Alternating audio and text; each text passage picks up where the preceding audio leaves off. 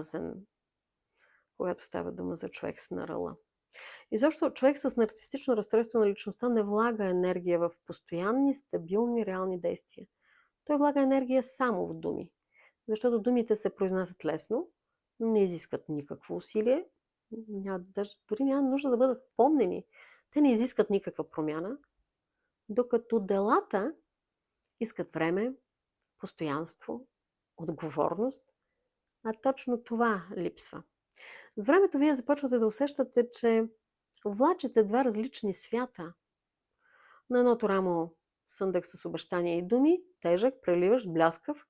На другото съндък с дела, уж празен, безмълвен. И тази разлика буквално ви разкъсва, защото умът ви вижда празнотата, но сърцето ви е завладяно от обещанията.